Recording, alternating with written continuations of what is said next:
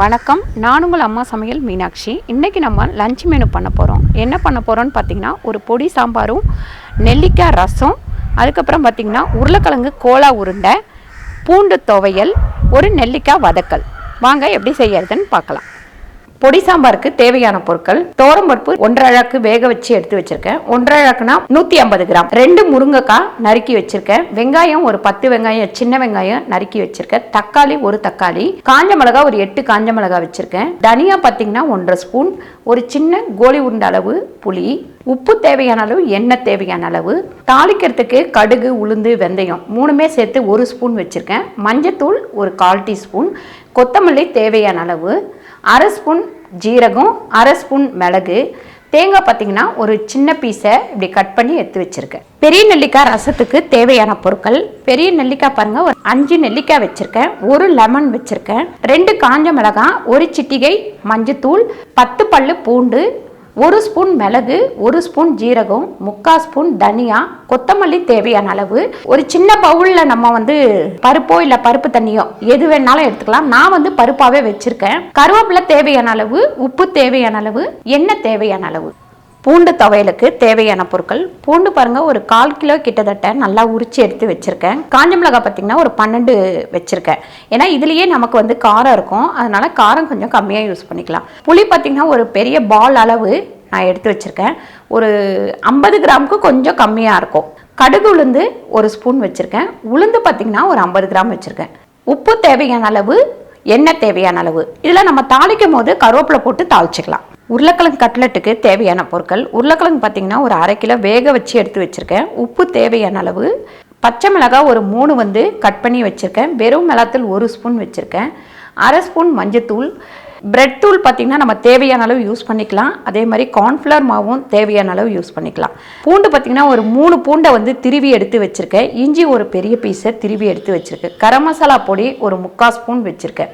வெங்காயம் ஒரு பெரிய வெங்காயத்தை பொடியாக நறுக்கி வச்சுருக்கேன். கொத்தமல்லி தேவையான அளவு, எண்ணெய் தேவையான அளவு. நெல்லிக்காய் தாளிப்புக்கு தேவையான பொருட்கள்: நெல்லிக்காய் ஒரு 10 நெல்லிக்காய் வச்சுருக்கேன், பெரிய நெல்லிக்காய். இதை சின்ன நெல்லிக்காயில் கூட செய்யலாம், நல்லாயிருக்கும். இந்த நெல்லிக்காய் பார்த்திங்கன்னா உங்களுக்கு 1 வாரம் 10 நாள் வச்சுருக்கலாம். சின்ன நெல்லிக்காவில் செஞ்சிங்கன்னா உடனே காலி பண்ணணும். எண்ணெய் தேவையான அளவு, உப்பு தேவையான அளவு, 1 ஸ்பூன் வெறும் மிளகாத்தூள், 1 ஸ்பூன் கடுகு உளுந்து, கருவேப்பிலை தேவையான அளவு. இப்போ ஃபஸ்ட்டு நம்ம நெல்லிக்காய் ரசம் வச்சுக்கலாம். ஜீரகம் இதில் சேர்த்துக்கலாம். அதுக்கப்புறம் பார்த்திங்கன்னா மிளகு, அதுக்கப்புறம் தனியா, இந்த 2 காஞ்ச மிளகாவையும் இதில் சேர்த்துக்கலாம். இதை ஃபஸ்ட்டு ஒரு அரை அரைச்சிட்டு வந்துடலாம். இந்த மாதிரி அரைச்சதுக்கப்புறம் பார்த்திங்கன்னா இந்த பூண்டு இதில் சேர்த்துடலாம். அதுக்கப்புறம் இந்த நெல்லிக்காவை கட் பண்ணி இதில் போட்டுக்கலாம். வாரத்தில் 1 நாள் இந்த நெல்லிக்காய் ரசத்தை நீங்கள் சமையலில் சேர்த்துக்கிட்டீங்க அப்படின்னா முடி கொட்டுறது நிற்கும். 2வது முடி கருப்பாகும், ஜீரண சக்தியுமே நல்லாயிருக்கும், உடம்புக்கு ரொம்ப நல்லது. இந்த மாதிரி கட் பண்ணி போட்டுக்கோங்க. பாருங்கள், இந்த அளவுக்கு நல்லா அரைச்சி எடுத்துட்டேன். இப்போ கடாய் காஞ்சிட்ருக்கு. இதில் கொஞ்சமாக எண்ணெய் போட்டுக்கலாம். ஒரு 1 ஸ்பூன் அளவு எண்ணெய் போட்டால் கூட போதும். இப்போ எண்ணெய் நல்லா காஞ்சிடுச்சு. நம்ம கடுகு, உளுந்து, வெந்தயம் இதை சேர்த்துக்கலாம். அது நல்லா பொரிஞ்சிட்டு இருக்கும் போதே நம்ம இந்த பெருங்காய பொடி சேர்த்துக்கலாம். பெருங்காய பொடி தேவையான பொருட்களில் நான் வைக்க மறந்துட்டேன், இப்போ நான் சேர்த்துருக்கேன். இதில் கொஞ்சமாக கருவேப்பிலை சேர்த்துக்கலாம்.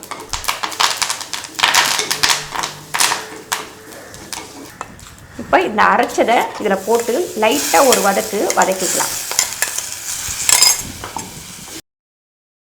இந்த நெல்லிக்காய் ரசம் பார்த்திங்கன்னா ரொம்ப சூப்பராக இருக்கும். டேஸ்ட் செம்மையாக இருக்கும். உடம்புக்குமே நல்லா ஹெல்த்தியான ஒரு ரசம். இப்போ இதில் தண்ணி ஊற்றி நம்ம கலக்கி ஊற்றிடலாம்.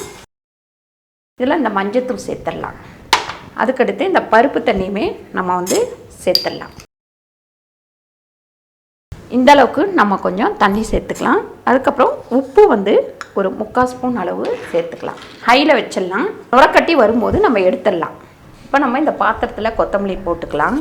கொத்தமல்லி போட்டுட்டு அதுக்கப்புறம் லெமன் நம்ம வேணும்னா சேர்த்துக்கலாம், வேணான்னா விட்டுடலாம். கொஞ்சம் புளிப்பாக தான் ரசம் பிடிக்கும் அப்படின்றவங்க லெமன் சேர்த்துக்கோங்க. பாருங்கள், இந்த மாதிரி கொதித்து வரும்போது இதை நம்ம எடுத்துடலாம். ரொம்ப புளிப்பாக வேணும்னா நீங்கள் லெமன் சேர்த்துக்கலாம். இல்லை புளிப்பு வேண்டாம் அப்படின்றவங்க சேர்த்துக்க தேவையில்லை. பாருங்கள், இந்த கடாயிலேயே இப்போ நம்ம பூண்டு துவையல் ரெடி பண்ணிக்கலாம். தண்ணி நல்லா காயட்டும். இப்போ வந்து எண்ணெய் வந்து ஒரு நல்லா ஒரு 3 ஸ்பூன் அளவுக்கு எண்ணெய் போட்டுக்கோங்க. ஏன்னா நமக்கு பூண்டுமே நல்லா வதங்கணும். நல்லா வதங்கினா தான் நல்லாயிருக்கும். எண்ணெய் வந்து நல்லா காஞ்சிட்டோம் பாருங்கள். எண்ணெய் வந்து காஞ்சிடுச்சு. இந்த உளுந்து சேர்த்துக்கலாம். இதில் உளுந்து சேர்த்துட்டு கொஞ்சம் நல்லா வதக்கிக்கலாம். இல்லை கொஞ்சம் வந்து ஒரு 1/4 டீஸ்பூன் அளவு பெருங்காயம் சேர்த்துக்கலாம். துவையல்னாலே கொஞ்சம் பெருங்காயம் சேர்த்தா டேஸ்ட்டாக இருக்கும். இப்போ இந்த உளுந்து வதங்கிட்டு இருக்கும் போதே காஞ்ச மிளகாய் சேர்த்துக்கலாம். அடுத்து பார்த்திங்கன்னா புளியுமே சேர்த்துக்கலாம். புளி வந்து கொஞ்சம் நம்ம கூடவே போடணும். அப்படி புளி பிடிக்காதவங்க லெமன் சேர்த்துக்கலாம். இதில் ஏன்னு கேட்டிங்கன்னா இந்த பூண்டோட விறுவிறுப்பு தன்மை இருந்துக்கிட்டே இருக்கும். அதனால் நம்ம வந்து புளி சேர்த்துக்கிறது நல்லது. இப்போ நம்ம இந்த பூண்டை போட்டு நல்லா வதக்கிக்கலாம். பாருங்க, உப்பு வந்து ஒரு 3/4 ஸ்பூன் அளவு உப்பு சேர்க்குறேன். உப்பு சேர்த்து நல்லா வதக்கிக்கலாம். பூண்டு துவையல் வந்து நம்ம செஞ்சு வச்சுக்கிட்டு இந்த மாசமாக இருக்கிறவங்களும் சரி, குழந்தை பிறந்தவங்க இந்த துவையலை வந்து டெய்லி சாப்பாட்டில் சேர்த்துக்கிட்டா பால் ஊறுறது வந்து நல்லா கிடைக்கும். ரெண்டாவது உட்காந்தே நம்ம ஐடி ஃபீல்டில் வேலை பார்க்குறவங்க அவங்கெல்லாம் வந்து இந்த பூண்டு துவையல் சாப்பிட்டா கேஸ் ப்ராப்ளம் வராது. ரெண்டாவது இந்த உடம்புல வந்து ஒரு வலி இருக்கும், சுருக்கு சுருக்குன்னு ஒரு வலி இருக்கும் வாயுனால. அந்த வாயு தொல்லையும் நமக்கு வந்து இருக்காது.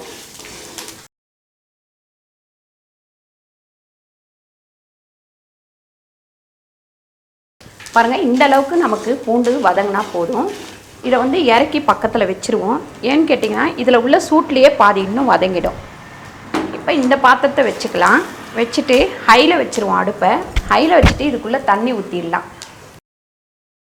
பாருங்கள், இது வந்து நெல்லிக்காய் வதக்கலுக்கு. இந்த கிண்ணத்தோடவே இது உள்ளே இதை வச்சுருவோம். வேகட்டும். மூடி போட்டு மூடிடலாம். நல்லா வேகட்டும். அது பாருங்கள், இப்படி குத்தி பார்த்தோம்னா தெரிஞ்சிடும் நெல்லிக்காய் வந்து நல்லா வெந்துருச்சு. இதை இறக்கி நம்ம கீழே வச்சிடலாம். நல்லா கொஞ்சம் நேரம் வந்து ஆறட்டும். இப்போ இந்த கடாய் வச்சு நம்ம சாம்பார் தாளிச்சிக்கலாம். இந்த கடாய் வந்து நல்லா காயட்டும். அதுக்கப்புறம் எண்ணெய் போட்டுக்கலாம். ஒரே ஒரு ஸ்பூன் அளவுக்கு எண்ணெய் போட்டுக்கலாம். இதில் பார்த்திங்கன்னா இந்த தனியா சேர்த்துடலாம். சாம்பாருக்கு நம்ம வந்து இந்த பொடி பண்ணி தான் சாம்பார் பண்ண போகிறோம். இந்த மாதிரி ஒரு அவசரத்துக்கு நம்ம சாம்பார் பண்ணும்போது இந்த மாதிரி பொடி போட்டு சாம்பார் பண்ணோம் அப்படின்னா ரொம்ப ரொம்ப டேஸ்ட்டாக இருக்கும். ஜீரகம் போட்டுக்கலாம். அடுத்து பார்த்திங்கன்னா இந்த மிளகுமே சேர்த்துக்கலாம். இந்த தேங்காய் சேர்த்துக்கலாம். அதுக்கப்புறம் இந்த காஞ்ச மிளகாய். இது நல்லா வறுத்துட்டு இருக்கும் போதே இந்த புளியுமே நம்ம சேர்த்துக்கலாம். பாருங்கள், இந்த மாதிரி வறுத்து நம்ம பண்ணும்போது சாம்பார் பார்த்திங்கன்னா ரொம்ப சூப்பராக வாசனையாகவும் இருக்கும். இப்போ இந்த அளவுக்கு பொரிஞ்ச உடனே இதை எடுத்து நம்ம மிக்சியில் கொட்டி கொஞ்சம் நேரம் ஆற வச்சிடலாம். பாருங்கள், இது கொஞ்சம் நல்லா ஆறட்டும். அப்புறம் பொடிச்சு எடுத்துக்கலாம். இப்போ நம்ம 2 ஸ்பூன் அளவுக்கு எண்ணெய் சேர்த்துக்கலாம் சாம்பார் தாளிக்கிறதுக்கு. எண்ணெய் கொஞ்சம் நல்லா காயட்டும். பாருங்கள், கடுகு உளுந்து சேர்த்துக்கலாம் சாம்பாருக்கு. அதுக்கப்புறம் கொஞ்சம் பெருங்காயம் சேர்த்துக்கலாம். நம்ம வந்து நான் பருப்புலேயே கொஞ்சம் பெருங்காயம் போட்டுருவேன். இருந்தாலுமே தாளிக்கும் போது போட்டோம் அப்படின்னா அது ஒரு வாசனை நல்லாயிருக்கும். அதுக்கடுத்து கருவேப்பிலை சேர்த்துக்கலாம். இப்போ இந்த சின்ன வெங்காயம் சேர்த்துக்கலாம். இப்போ இந்த மஞ்சத்தூள் சேர்த்துக்கலாம். இப்போ இந்த தக்காளி சேர்த்துக்கலாம்.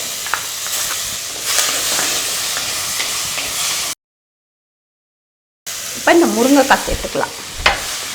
இதுக்கு தேவையான அளவு நம்ம உப்பு சேர்த்துக்கலாம். சாம்பாருக்கு தேவையான அளவு ஒரு 1.25 ஸ்பூன் உப்பு சேர்த்துருக்கேன். பாருங்கள், ஒரு 2 டம்ளர் அளவு தண்ணி ஊற்றிக்கலாம். சாம்பாருக்கு வந்து உங்களுக்கு திக்காக வேணும் அப்படின்னா கம்மியாக தண்ணி ஊற்றிக்கங்க. இல்லை கொஞ்சம் தண்ணியாக இருந்தால் தான் எங்களுக்கு பிடிக்கும் அப்படின்னா நீங்கள் வந்து அதுக்கேற்ற மாதிரி தண்ணி வச்சுக்கோங்க. இப்போ இதை வந்து நம்ம மூடிடலாம். முருங்கைக்காய் நல்லா வேகட்டும். அதுங்காட்டி இதை வந்து நம்ம பொடி பண்ணி எடுத்துகிட்டு வந்துடலாம். பாருங்கள், இப்போ இந்த மசாலாவை பொடி பண்ணி கொண்டு வந்துட்டேன். இப்போ நல்லா வந்து முருங்கைக்காய் வெந்ததுக்கப்புறம் இந்த மசாலாவை கொட்டிக்கலாம். இப்போ நம்ம முருங்கைக்காய் வெந்துருச்சான்னு பார்க்கலாம். பாருங்கள், பாதி வெந்திருக்கு. இப்போ இந்த பாதி வெந்திருக்கும் போதே நம்ம இந்த அரைச்ச பொடியை வந்து இதில் சேர்த்துடலாம். பாருங்கள், இதில் பொடியுமே நம்ம சேர்த்து அரைச்சிருக்கோம். இது ஒரு டேஸ்ட்டு பார்த்திங்கன்னா ரொம்ப வித்தியாசமான ஒரு டேஸ்ட்டாக இருக்கும். சாம்பார் வந்து ரொம்ப நல்லாயிருக்கும். இப்போ அதில் போட்டுட்டு இதை கொஞ்சம் கலந்து விட்டுடலாம். கலந்துட்டு மறுபடியும் மூடிடலாம். இந்த மிளகாவோட வாடை இதெல்லாம் போட்டோம். அதுக்கப்புறம் பருப்பு ஊற்றிக்கலாம். இப்போ பாருங்கள், நான் சாம்பாருக்கு பிடிச்ச அதே ஜார்லேயே நம்ம பூண்டு துவையில் அரைச்சிக்கலாம். ஏன்னா அதுலேயுமே நமக்கு வந்து மிளகாலாம் இருக்குது. அதனால் அந்த ஜாரை வந்து கழுவ தேவையில்லை. இதை அரைச்சி எடுத்துகிட்டு வந்துடலாம். பாருங்கள், சூப்பரான பூண்டு துவையல் ரெடி ஆயிடுச்சு. இது சாம்பார் கொதிச்சதுக்கப்புறம் இதை நம்ம தாளித்து எடுத்துக்கலாம். பாருங்கள் இப்போ முருங்கைக்காய் நல்லா வெந்துருச்சு. இந்த பருப்பு தண்ணியை இதில் ஊற்றிடலாம். பருப்பை வந்து எல்லாமே இதில் ஊற்றிடலாம். பாருங்கள் இது வந்து ஒரு 4 பேர்த்துக்குள்ள அளவு தான் சாம்பார். நீங்கள் 2 பேர்த்துக்குன்னா அதுக்கேற்ற மாதிரி போட்டுக்கோங்க. 3 பேருக்கு அப்படின்னா அதுக்கேற்ற மாதிரி. எனக்கு தெரிஞ்சு ஒரு 50 கிராம் பருப்பில் 2 பேர்த்துக்கு சாம்பார் வைக்கலாம். 50 கிராம் வந்து கரெக்டாக இருக்கும். நீங்கள் திக்காக வச்சாலும் சரி, தண்ணியாக வச்சாலும் சரி. 4 பேர் அப்படின்னா 100 கிராம் சேர்த்துக்கலாம் பருப்பு. இதே 5 பேர் 6 பேர் அப்படின்னா 150 கிராம் சேர்த்துக்கலாம். சாம்பார் வந்து ஒரு கொதிக்கட்டும். அதுக்கப்புறம் நம்ம இறக்கிக்கலாம். பாருங்கள் சாம்பார் வந்து இந்த அளவு கொதிக்கும் போதே நீங்கள் வந்து கொத்தமல்லி தூவிடுங்க. இதில் கொத்தமல்லி போட்டுட்டு நம்ம வந்து கீழே இறக்கி வச்சிடலாம். ஏன்னு கேட்டிங்கன்னா நான் ஏற்கனவே சொல்லியிருக்கேன், சட்டியில் செய்கிற எந்த பண்டமும் கொஞ்சம் சூடு ஏறினதுக்கப்புறம் நமக்கு இறக்கிட்டாலே அதுலேயே வந்து வெந்துடும் அப்படின்னு சொல்லியிருக்கேன். இது இந்த சூட்லேயே சாம்பார் வந்து ரெடி ஆகிடும். இப்போ பாருங்கள் நம்ம 1.5 ஸ்பூன் அளவுக்கு எண்ணெய் போட்டுக்கலாம். நம்ம வந்து எண்ணெய் கொஞ்சம் நல்லா காயட்டும். இந்த வேக வச்ச நெல்லிக்காவை நம்ம தாளித்து எடுத்து ஒரு டப்பாவில் போட்டு வச்சுக்கிட்டோம் அப்படின்னா தயிர் சாதத்துக்கு, சாம்பார் சாதத்துக்கு, ரச சாதத்துக்கெலாம் இது ரொம்ப நல்லாயிருக்கும். இதை ஃப்ரிட்ஜிலேயே கூட நீங்கள் வச்சுக்கலாம். இப்போ இந்த கடுகு உளுந்து போட்டுடலாம். கடுகு உளுந்து நல்லா பொரியட்டும். இந்த கருவேப்பிலையும் நம்ம இதில் சேர்த்துக்கலாம். இதில் கொஞ்சமாக பெருங்காயம் சேர்த்துக்கலாம். அதுக்கப்புறம் பார்த்திங்கன்னா இந்த வெறும் மிளகாத்தூள் இதில் சேர்த்துடலாம். கொஞ்சமாக தண்ணி விட்டுக்கலாம்.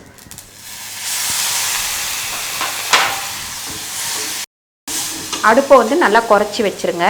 இப்போ உப்பு வந்து ஒரு 1/2 ஸ்பூன் அளவு போட்டுக்கலாம். பாருங்கள் இப்போ இந்த நெல்லிக்காவே இதில் போட்டுருவோம். போட்டுட்டு நல்லா ஒரு கிண்டிடலாம். பாருங்கள் சூப்பரான ஒரு நெல்லிக்காய் வதக்கல் ரெடி ஆயிடுச்சு. இதை எடுத்துகிட்டு இதே கடாயில் நம்ம வந்து துவையலை தாளித்து எடுத்துக்கலாம். இப்போ வந்து நம்ம துவையல் தாளித்து எடுத்துக்கலாம். துவையலுக்கு பார்த்திங்கன்னா ஒரு 2-3 ஸ்பூன் கூடவே எண்ணெய் ஊற்றுங்க. ஏன்னு கேட்டிங்கன்னா இது கெட்டு போகாமல் இருக்கிறதுக்கு நம்ம மேலே அந்த தாளித்து ஊற்றும் போது அந்த எண்ணெயோடு சேரும் போது கெட்டு போகாமல் இருக்கும் கொஞ்ச நாளைக்கு. கடுகு உளுந்து சேர்த்துக்கலாம். அடுத்து கருவேப்பிலை சேர்த்துக்கலாம். பாருங்கள் இப்போ நான் வந்து அரைச்சதில் கொஞ்சமாக தண்ணி விட்டு சேர்த்து வச்சுருக்கேன். அதை இதில் ஊற்றிடுவோம். அதுக்கப்புறம் இந்த துவையில இதில் சேர்த்துடலாம்.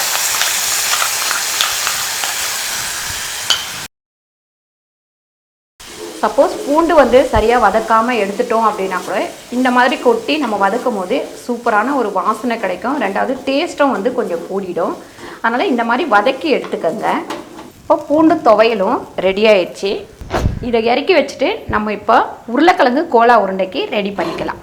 இப்போ நம்ம உருளைக்கிழங்கு கோலா உருண்டைக்கு இந்த பாத்திரத்தை வச்சுருக்கோம். தண்ணியெல்லாம் நல்லா வற்றுட்டோம். அதுங்காட்டி நம்ம உருளைக்கிழங்கை நல்லா மசிச்சுக்கலாம். உருளைக்கிழங்கு வந்து உங்களுக்கு ரொம்பவும் வேகக்கூடாது, அதாவது குழஞ்சி போயிடக்கூடாது, வேகாமலும் இருக்கக்கூடாது. மீடியமாக கரெக்டாக வேக வச்சு எடுத்துக்கணும். அப்போ தான் நம்மளுக்கு கோலா உருண்டை வந்து நல்லா வரும்.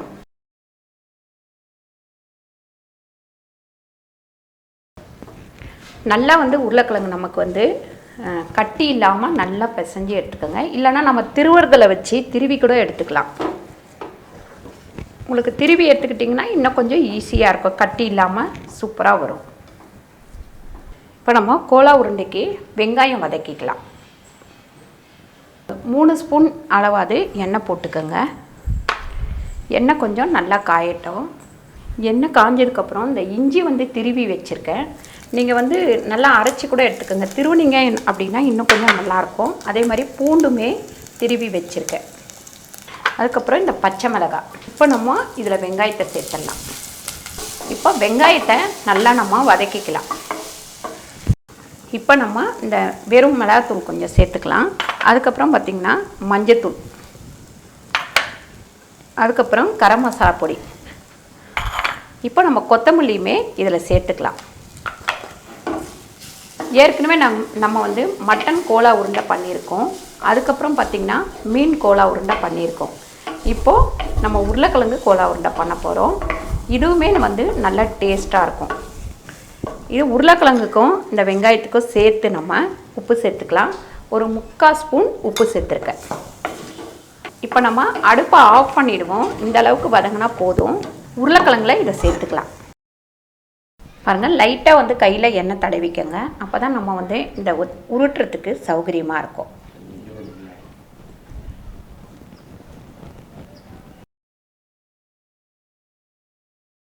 பாருங்கள் எல்லாத்தையும் இந்த மாதிரி உருட்டி எடுத்துக்கலாம் ஃபஸ்ட்டு. அதுக்கப்புறம் நம்ம கார்ன்ஃப்ளவர் மாவில் இதை போட்டு எடுத்துக்கலாம். இப்போ நம்ம கார்ன்ஃப்ளவர் மாவில் கொஞ்சமாக தண்ணி விட்டு கலந்துக்கலாம். இப்போ இதில் நம்ம இதை போட்டுட்டு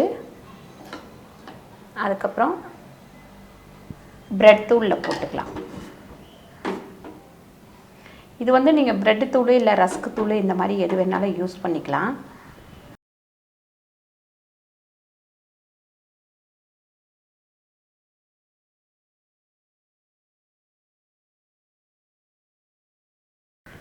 இதே மாதிரி நம்ம எல்லாத்தையும் செஞ்சு வச்சுக்கலாம். இப்போ பாருங்கள், எல்லாத்தையுமே நம்ம கார்ன்ஃப்ளவர் மாவில் போட்டுட்டு அதுக்கப்புறம் பிரெட் தூளில் போட்டு நல்லா நம்ம மேட்ச் பண்ணி வச்சுருக்கோம். இதை வந்து நம்ம பொரித்து எடுத்துக்கலாம். இப்போ இதில் எண்ணெய் போட்டுக்கலாம். பொரித்து எடுக்கிற அளவுக்கு எண்ணெய் போட்டுக்கலாம். எண்ணெய் வந்து நல்லா காயட்டும். அதுக்கப்புறம் நம்ம பொரித்து எடுத்துக்கலாம். பாருங்கள், எண்ணெய் நல்லா காஞ்சிச்சு. இப்போ இதை நம்ம பொரித்து எடுத்துக்கலாம்.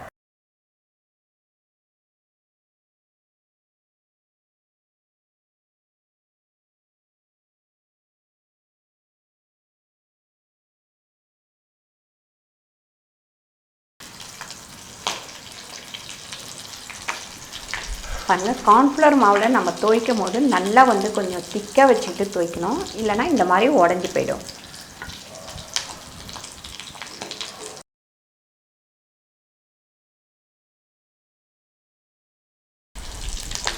பாருங்கள், இந்த அளவுக்கு செவந்த உடனே நம்ம வந்து எடுத்துடலாம். இதே மாதிரி எல்லாத்தையும் நம்ம பொரித்து எடுத்துக்கலாம். பாருங்கள், சூப்பரான ஒரு லஞ்ச் மெனு ரெடி ஆயிடுச்சு. ஒரு சாதம், ஒரு பொடி சாம்பார், நெல்லிக்காய் ரசம், பூண்டு துவையல், உருளைக்கிழங்கு கோலா உருண்டை, நெல்லிக்காய் வதக்கல். இது வந்து ரொம்ப சூப்பராக இருக்கும். நீங்கள் ட்ரை பண்ணி பாருங்கள். நெல்லிக்காய் வந்து ரொம்ப நல்லது உடம்புக்கு. இந்த வீடியோ உங்களுக்கு பிடிச்சிருந்தா லைக் பண்ணுங்கள், ஷேர் பண்ணுங்கள், சப்ஸ்கிரைப் பண்ணுங்கள், ஃபேஸ்புக்கில் ஷேர் பண்ணுங்கள், மறக்காமல் கமெண்ட் பண்ணுங்கள். நன்றி, வணக்கம்.